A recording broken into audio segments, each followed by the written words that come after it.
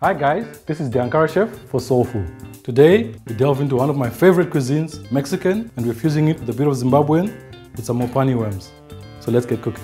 So first up, the tortilla dough. Usually in Mexico, they use maize, masa harina, that's what they call it. But in this case, I thought we'd use something that's more local. So we're using our millet and our sorghum. So I'm loving this because it's more fiber and also low GI. So it's definitely a healthy option as opposed to your normal refined flours. Usually they use lard in Mexico, which is the fat, but we're using some butter in this case, because lard is kind of difficult to find.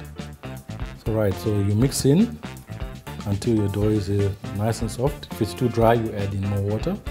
If it's too wet, you add in more flour. Alright, so our dough is done.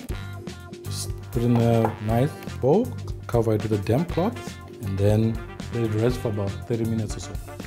Our dough has been resting for about 30 minutes. Now we grate our taco shells. So we're going to cut this all into equal portions. You don't want them too big. So traditionally, the Mexicans would use a tortilla press. Unfortunately, it's not available at the moment. So try and roll it out as thin as you can. So this is the general shape that you're looking for. Mine is rustic. I love it to be rustic. Our pan is nice and hot. 1 minute on each side. Once you see the top bubbling up, you know that it's ready to flip over. Once you've toasted your tortilla shells, it's best that you keep them under a damp towel so that they remain soft and moist. So this is simple salsa we're making, but you can use whatever you'd like. You can use avocado salsa, you can use some creme fraiche. Cling wrap this and let it rest in the fridge until you're ready to assemble your taco. So the main event, mopani worms. We're going to fry our mopani. We're trying to get them crunchy on the outside and nice, soft and gooey on the inside. Some people like them, some people don't. I'm a fan, especially if they're fried. So the beauty of mopani is that they catch them in season and they dry them. Some smoke them, which is the variety that I have here, and that adds another dimension of flavor as well. One thing I love about indigenous foods as a whole, they have a lot of texture. Sometimes you have to cook them for a long time, but sometimes it's a short cook like this and they've got a lot of crunch, a lot of texture, a lot of flavor.